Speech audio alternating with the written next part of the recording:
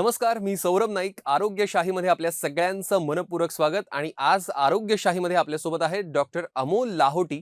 Doctor Amol Lahoti हे varicose veins आणि रक्तवाहिनी तज्ज्ञ आहेत. चला तर आपण लगेचच त्यांच्याकडून मार्गदर्शन घेऊया. डॉक्टर, व्हेरिकोज वेन्स म्हणजे काय आणि याची सर्वसाधारण लक्षणं नेमकी काय असतात? व्हेरिकोज व्हेन म्हणजे पायाच्या सुजलेल्या, फुगलेल्या, काळ्या निळ्या रक्तवाहिन्या, ज्या की आपल्याला दिसते बऱ्याच पेशंटमध्ये पाहायला मिळतात, की काही-काही पेशंटला उभं राहिल्यानंतर पायाच्या रक्ताने अचानक सुजून राहतात किंवा फुगून दिसतात. याची लक्षणे म्हणजे काय, की पेशंटला सुरुवातीला फक्त थोडे पाय थकतात, दुखतात. नंतर जसं-जशी बिमारी जसं-जसा आजार समोर जातो किंवा ॲडव्हान्स होतो, नेक्स्ट स्टेजला जातो, तसं-तसं पेशंटला सतत दिवसाच्या शेवटी किंवा रात्री पाय ठणकतात, दुखतात आणि पाय ठणकल्यामुळे किंवा दुखल्यामुळे झोप येत नाही, पायावर सुजन राहते. हे सोडून बऱ्याच पेशंटला आपल्याला कळते, की पायावर काळे चट्टे असतात किंवा काही-काही पेशंटला तर न भरणारी जखम असते, जी की पेशंट सांगतात, की आम्ही बऱ्याच प्रकारच्या अँटिबायोटिक गेल्या, बऱ्याच प्रकारच्या ड्रेसिंग्स केल्या, पण जखम भरत नाही आहे. कारण की अशा पेशंट्समध्ये त्यांच्या पायाची जी अशुद्ध रक्तवाहिनी असते, ती फुगलेली असते, मोठी असते आणि जे शुद्ध रक्त खाली यायला पाहिजे आणि अशुद्ध रक्त वर जायला पाहिजे, वर जात नाही. त्यामुळे ती जखम असते. त्यामुळे अशाच पेशंटमध्ये नुसतं ड्रेसिंग करून किंवा वारंवार पट्टी बदलून, अँटिबायोटिक बदलून जखम भरणार नाही. तर त्याचं प्रॉपर योग्य निदान करून त्याची प्रॉपर ट्रीटमेंट लागते. व्हेरिकोज वेन्सची तपासणी नेमकी कशी होते आणि हा आजार नेमका कुणाला जास्त होतो? हा आजार नेमका कुणालाही होऊ शकतो. पण सगळ्यात जास्त ज्यांचं जास्त उभं राहून काम आहे, जसे की स्कूल टीचर्स, ट्रॅफिक पोलीस, हवालदार किंवा हॉटेलमधले काम करणारे किंवा सतत ऑफिसमध्ये बसून काम करणारे लोकं, त्यांचे बसून काम असतं आणि पायाचे मूव्हमेंट होत नाही आणि ग्रॅव्हिटी किंवा गुरुत्वाकर्षण शक्तीमुळे जे पायात रक्त साचतं, अशा लोकांना हा त्रास जास्त होतो. याचप्रमाणे आपल्याला कळेल की हाऊसवाईफ म्हणजे गृहिणी ज्या असतात, त्यांना हा देखील हा आजार खूप जास्त पाहायला मिळतो. कारण की किचनचं कंटिन्यू सतत स्टँडिंग काम केल्यामुळे रक्त जे पायात साचतं, थकतं, त्यामुळे पाय दुखतात आणि त्यामुळे हा स्लोली व्हॅरिकोज व्हेनचा आजार डेव्हलप होतो. हे शिवाय ज्यांना क्रोनिक डीप वेन थ्रोम्बोसिस आहे किंवा पोस्ट प्रेग्नन्सी किंवा पोस्ट सर्जरी, काही-काही लोकांमध्ये हा आजार बघायला मिळतो. ह्याचं तपासणी करण्यासाठी सिंपल आहे, की एक तर क्लिनिकल एक्झामिनेशन आणि एक सोनोग्राफी किंवा डॉपलर. सो क्लिनिकल एक्झामिनेशनमध्ये पेशंटला पहिला मी म्हणजे झोपून बघतो आणि उभं राहून बघतो. ज्याच्यामध्ये आपल्याला कळतं, की पायावर कुठे काळे डाग आहेत का? कुठे पायात सुजन आहे का? किंवा कुठे-कुठे रक्तवाहिन्या फुगलेल्या आहेत का? काही जखम आहे का? किंवा स्किन ड्राय आहे का? किंवा पेशंट खाजवतो बऱ्याच वेळा. कारण की बरेच पेशंट हे आमच्यापर्यंत येण्या अगोदर स्किनच्या डॉक्टरांना, होमिओपॅथिक डॉक्टरांना दाखवतात आणि नंतर शेवटी काही फरक नाही पडला, भरपूर क्रीम लावतात, उपचार घेतात, नंतर शेवटी आमच्याकडे येतात. तर आपल्याला कळतं की हा आजार व्हेरिकोज व्हेनचा आहे आणि याचा उपचारमध्ये सिंपल आहे, याचं निदानमध्ये सिंपल आहे, की पायाची सोनोग्राफी का डॉपलर करतो. ज्याच्यामध्ये आपल्याला कळतं की पायाची जी रक्तवाहिनी आहे, त्याची साईज काय आहे, त्याचं कुठे इन्कॉम्प्लीट परफोरेटर आहे का, कुठे अजून मोठ्या लहान रक्तवाहिन्या फुगलेल्या वरच्या आहेत का, किंवा ह्याचं आतल्या रक्ताशी निगडीत कनेक्शन काय आहे. आणि बऱ्याच वेळा आपल्याला हे पण करावं लागतं, की पेशंटचं सोनोग्राफी ही झोपून म्हणजे आडवं पडून पण करावं लागते आणि उभं राहून पण सोनोग्राफी करावी लागते. कारण की उभं राहून सोनोग्राफी केल्यानंतर आपल्याला कळतं, की ज्यांची आडवं पडून रक्तवाहिनी साईज फक्त 1-2 होती, ज्यांचं उभं राहिल्यानंतर अचानक रक्ताची साईज वाढते. कारण की अशा पेशंटमध्ये वॉल डॅमेज असतात. लगेच ग्रॅव्हिटीचा इफेक्ट आला, की त्या रक्ताने खूप जास्त फुगून दिसतात. त्यामुळं सोनोग्राफी करताना झोपून आणि उभं राहून पण सोनोग्राफी करणं तेवढंच आवश्यक आहे. व्हेरिकोज वेन्ससाठी नेमकी कुठली उपचार पद्धती आहे आणि त्यात सर्वश्रेष्ठ उपचार पद्धती नेमकी कोणती?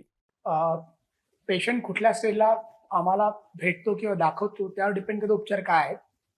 जर आपण पाय दुखतायत, थकतायत आणि अर्ली स्टेजला जर पोहोचलो, तर आपल्याला कळते की सिंपल लाईफस्टाईल मॉडिफिकेशन आणि स्टॉकिंग्स किंवा त्याला म्हणतात टाईट सॉक्स, जे की आपल्या गुडघ्याच्या वरपर्यंत किंवा गुडघ्यापर्यंत असतात. त्यांनी पण हा आजार थांबवला जाऊ शकतो किंवा याचा नेक्स्ट स्टेजला जाण्यापासून आपला त्रास कमी होऊ शकतो. जर पेशंट अर्ली स्टेजला आला, तर त्याला सिंपल आहे, की लाईफस्टाईल म्हणजे काय, जर त्यांचं वेट जास्त असेल, त्यांना वेट कमी करायचं आहे. त्यांचं जास्त उभं राहून काम असेल, तर त्यांना थोडंसं उभं राहून काम कमी कसं करता येईल, अधूनमधून ब्रेक कसा घेता येईल, किंवा अधूनमधून थोडंफार चालून कसं येतं हे बघावं लागेल. आणि आपल्याला कळतं, की काही-काही लोकांमध्ये उभं राहायचं काम त्यांना लागतंच. त्यांचा जो ऑप्शन असतो, त्यांचा तो ऑक्युपेशन असतो. स्कूल टीचर, ट्रॅफिक पोलीस, हवालदार लोकं किंवा हॉटेलमध्ये काम करणारे लोकं किंवा ऑफिसमध्ये काम करणारे, ते अशा पेशंट लोकांना अर्ली स्टेज त्यांनी जर स्टॉकिंग वापरल्या, म्हणजे स्टॉकिंग म्हणजे टाईट सॉक्स जर वापरले, तर हा आजार आपण त्याला थांबवू शकतो. याचप्रमाणे जर पेशंट थोडे लेट आले, म्हणजे की जेव्हा ग्रेड 4 ग्रेड 5 हा आजार किंवा ह्या डिग्रीचा आजार आहे, जसे की पायावर खूप जास्त निळ्या रक्ताने दिसणे मोठ्या मोठ्या, किंवा जखम होणे, किंवा पायाची स्किन खूप काळी पडणे, किंवा पाय खूप सुजून दिसणे, तर असं पेशंट जर बऱ्याच वेळा असं पेशंटला फक्त पाय ठणकतात, दुखतात, पेशंटला वाटतं की हा हे तर मला रुटीन त्रास आहे, मग पेशंट हा त्रास अंगावर काढतो आणि लेट स्टेजला पोहोचतो, जेव्हा की त्यांना हे खूप सांगितल्यावर आजार असतात. मग अशा वेळेस त्यांना फक्त स्टॉकिंगनी आराम पडत नाही किंवा फक्त गोळ्याने आराम पडत नाही, तर बऱ्याच वेळा पेशंटला जे व्हॅरिकोज वेनचे सर्जरीचे उपचार आहेत ते करावे लागतात. आता सर्जरी म्हटलं की आपल्याला थोडी भीती वाटते, पण व्हॅरिकोज वेनची सर्जरी ही रुटीन सर्जरी नसून फक्त हातात सुई जशी लागते तशी एक सुई लागते पायामध्ये, आणि त्या सुईच्या माध्यमातून हा उपचार केला जातो. आता त्याच्यामध्ये वेगवेगळ्या उपचार पद्धती आहेत, जसे की एक सगळ्यात जुनी आणि सर्वश्रेष्ठ पद्धती म्हणता येईल तर लेझर उपचार पद्धती, किंवा त्याला आमच्या मेडिकल टर्म म्हणतात EVLA, म्हणजे एंडोव्हेनस लेझर ॲब्लेशन. सेकंड ऑप्शन असतो की इंजेक्शन स्क्लेरोथेरपी, म्हणजे ज्या सुरकत्या निळ्या काळ्या रक्तवाहिन्या आहेत फुगलेल्या, त्याच्यामध्ये इंजेक्शन स्क्लेरोथेरपी असते. नंतर एक आहे व्हिनासिल, जी की आता मोस्ट रिसेंट आणि वापरली उपचार पद्धती, ज्याच्यामध्ये म्हणतात की आपल्याला स्टॉकिंग सुद्धा वापरायचं काम नाही, ती आहे व्हिनासिल. व्हिनासिल जरी ही मोस्ट रिसेंट असेल तरीही अजून याचा लॉंग टर्मचा डेटा आपल्याकडे उपलब्ध नाही, की बाबा हे 10 वर्षानंतर सुद्धा ही याची ट्रीटमेंटचा फायदा तोच राहील का जो आज आहे. कारण की बऱ्याच वेळा आपण स्टॉकिंग घालायचं जिवार म्हणून आपण व्हेनासिलसाठी गेलो आणि आपल्याला नंतर कळालं की बाबा व्हेनासिलने आपण उपचार तर केला आहे, पण आपल्याला लॉंग टर्म सक्सेस माहिती नाहीये. तर एक व्हेनासिल उपचार पद्धती आहे. हे सोडून याचं एक रेडिओ फ्रिक्वेन्सी ॲब्लेशनची ट्रीटमेंट आहे, ते एक आहे. परत काही काही पेशंटमध्ये मोका मीन्स मेकॅनो केमिकल ॲब्लेशन, म्हणजे काय की जी मेन रक्तवाहिनी आहे त्याच्या आत एक फायबर असतो जो की त्या रक्तवाहिनीला आतून खरबडतो, आणि नंतर आपण स्क्लेरोझन नावाचं औषध सोडतो, ज्याने की ती रक्तवाहिनी पूर्णपणे नेहमीसाठी बंद होते.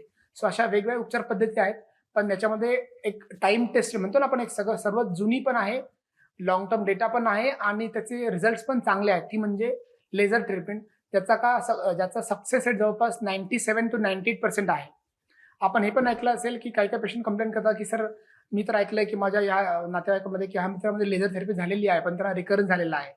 तर त्याला हे सांगू इच्छितो की त्याची ट्रीटमेंट थोडी काही वर्षांनी अगोदर झालेली असेल, पण त्याच्यामध्ये नवीन मॉडिफाईंग असे आहेत की जर पेशंटचा प्रॉपर डॉपलर करून आपण त्याचे परफोरेटर सुद्धा निदान केले, आणि लेझर ट्रीटमेंटमध्ये परफोरेटर किंवा जे आतल्या रक्तवाहिनीशी निगडीत करणारे जे नसा असतात त्यांना पण आपण प्रॉपर लेझर केलं तर त्याचा रिकरन्स होत नाही. नॉर्मली आम्ही आमच्या द व्हॅस्क्युलर सेंटर या ब्रँडच्या खाली 5 ठिकाणी काम करतो, तर आम्ही सगळेजण हे फॉलो करतो की परफोरेटर सुद्धा बंद झाले पाहिजे, सो दॅट पेशंटला रिकरन्स नाही व्हायला पाहिजे. व्हेरिकोज वेन्स हा आजार थांबवण्यासाठी नेमकं काय केलं पाहिजे आणि त्यासाठी आपण जनजागृतीपर काय उपक्रम राबवत असता? हा आजार सांभाळण्यासाठी ही व्हेरिकोज वेन म्हणजे एक बेसिक लाईफस्टाईल डिसीज आहे. सो आपल्याला आपली लाईफस्टाईल बदलायची आहे, म्हणजे ज्यांचं जास्त उभं राहून काम आहे त्यांनी उभं राहणं टाळायचं आहे, अधूनमधून ब्रेक घ्यायचे आहेत, स्टॉकिंग घालायचे आहेत. त्यांचं कंटिन्यूस बसून काम आहे, त्यांनी अधूनमधून अर्धा एक तासानंतर थोडंसं चक्कर मारून यायची आहे, किंवा त्यांनी बसल्या बसल्या हलकेचे पाय हलवायचे, सो दॅट पायाचे जे काफ पंप किंवा मसल जे असतात किंवा स्नायू म्हणतो त्याला आपण, ते पूर्ण जे पायात साचलेलं रक्त आहे ते वापस हृदयाकडे पाठवतात.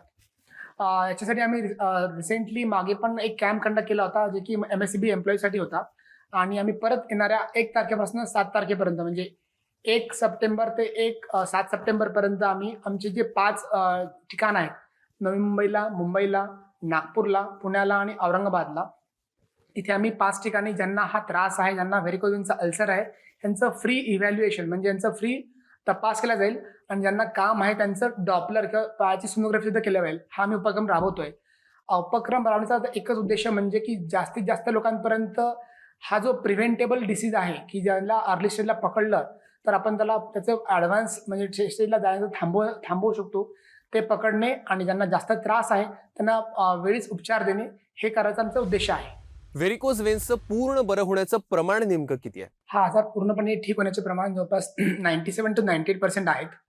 सांगितल्याप्रमाणे जर याचं प्रॉपर निदान करून प्रॉपर लेझर केलं, परफोरेटर ॲब्लेशन केलं, वरच्या ज्या रक्तवाहिन्या आहेत त्याचं प्रॉपर स्क्लेरोथेरपी केलं, आणि हे उपचार करण्यासोबतच त्यांचं सायमल्टेनियसली लाईफस्टाईल मॉडिफिकेशन केलं, त्यांना प्रॉपर ड्रेसिंग, ज्या त्यांना जखमा असते म्हणजे 4 लेअर कन्सेप्ट नावाचं ड्रेसिंग असते, ते जर केलं तर हा आजार पूर्णपणे बरा होतो आणि याचा रिकरन्स सुद्धा होत नाही.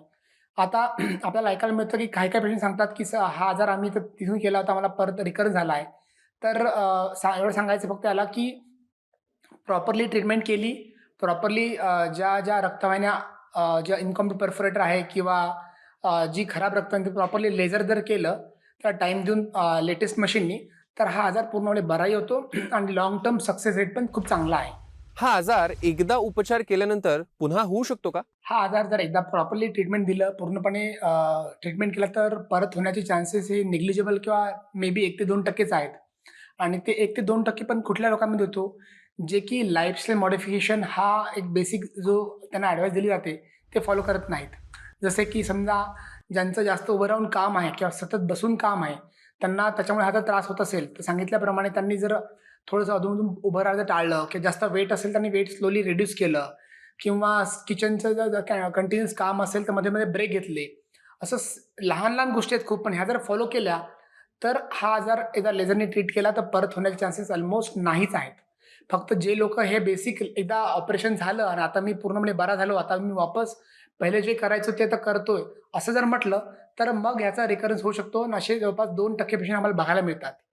इन जरी आपल्याला 2% पेशंटमध्ये हा आजार परत दिसला, तरी अशा लोकांमध्ये परत पूर्णपणे लेझर करावं लागत नाही. फक्त एक साधं ओ-पी-डी बेसिसवर एक इंजेक्शन स्क्लेरोथेरपी असते, म्हणजे एक जस्ट औषध सोडायचं असतं, जे की हार्डली 5 मिनिटाची प्रोसेस असते. ते करून त्याचं निदान होऊ शकतं. अजून कुठल्या रक्तवाहिन्यांच्या आजारांवर तुम्ही उपचार करता आणि व्हेस्क्युलर सर्जरी करता? अ, रक्तवाहिन्यांचे आजार तर खूप आहेत तसे. बट अजून एक खूप जास्त कॉमनली आढळणारा आजार म्हणजे पेरिफेरल आर्टेरियल डिसीज और पेरिफेरल व्हॅस्क्युलर डिसीज. जे लोक जास्त स्मोकिंग करतात किंवा टोबॅको खातात किंवा ज्यांना डायबिटीस आहे, अशा आपण बघतो बऱ्याच पेशंट लोकांवर पायावर न भरणारी जखम असते. मी व्हेरिकोज व्हेन बद्दल बोलताना पण सुद्धा बोललो, की न भरणारी जखम आणि सध्या जे बोलतोय पेरिफेरल आर्टेरियल डिसीज, ही पण एक न भरणारी जखम आहे. पण या 2 पूर्णपणे वेगळ्या गोष्टी आहेत. सो ज्यांचं जे जास्त स्मोकिंग करतात, तंबाखू खातात किंवा त्यांना लाँग भरपूर वेळेपासून डायबिटीस आहे, अशा पेशंटमध्ये पायावर न भरणारी जखम असते, जे की खूप जास्त दुखते. अशा लोकांना आपण ऐकलं असेल, की गँग्रीन हा शब्द ऐकला असेल. सो अशा पेशंटला एक बोटाचं किंवा पायाचं गँग्रीन हे बघायला मिळतं. गँग्रीन म्हणजे काय, की पायाचं ते स्पेसिफिक भाग सडणे किंवा पूर्णपणे काम न करणे. तर रक्तप्रवाह तिथे पूर्णपणे पोहोचत नाही, म्हणून तो भाग सडतो किंवा बंद पडतो. त्याला आपण गँग्रीन म्हणतो. आता हा आजार तंबाखू, बिडी आणि डायबिटीसमुळे काय होतं, की जी शुद्ध रक्तवाहिनी असते, जी की खाली पायापर्यंत, पायाच्या बोटापर्यंत किंवा हाताच्या बोटापर्यंत शेवटपर्यंत रक्तप्रवाह घेऊन जाते. ती रक्तानी बारीक-बारीक होऊन बंद पडते आणि बंद पडल्यामुळे जे रक्तप्रवाह समोर जायला पाहिजे जात नाही. ऑक्सिजन, ग्लुकोज पोहोचत नाही आणि तिथला भाग अ, मरण पावतो. आपण बघतो की आपल्याला जर खूप जास्त भूक लागली आणि आपल्याला जेवण जर नाही दिलं, तर ते वेदना खूप जास्त होतात. त्याचप्रमाणे यांची पायाची रक्तवाहिनी बंद पडते आणि तरीही त्यांना आपल्याला रक्तप्रवाह सुरळीत करता आला नाही, तर असा भाग तो गँग्रीन होऊन बंद पडतो किंवा मरून जातो. तर अशा रुग्णांसाठी पेरिफेरल अँजिओप्लास्टी, म्हणजे जशी आपण हृदयाची अँजिओग्राफी आणि अँजिओप्लास्टी करतो, त्याचप्रमाणे पायाची अँजिओग्राफी आणि पायाची अँजिओप्लास्टी सुद्धा होते. त्याच्यामध्ये पायाची जी बंद झालेली रक्तवाहिनी असते ती पूर्णपणे ओढल्या जाते. आता जो गँग्रीन झालेला बोट असतो किंवा भाग असतो, तो तर काढावाच लागतो. पण एकदा अँजिओप्लास्टी केली किंवा तिथे रक्तपाताचं औषध प्रॉपर आत जाऊन सोडलं, तर ती जखम बरी होते. न की बऱ्याच वेळा आपण ऐकलं असेल, नुसतं जर गँग्रीनचं बोट काढलं, तर ते वरपर्यंत म्हणजे पहिले बोट जातं, नंतर मग खालचा पाय जातो, मग गुडघ्याच्या खालचा पाय जातो, नंतर अजून वरती पाय जातो. असं का होतं? कारण की खालचा रक्तप्रवाह सुरळीत राहत नाही.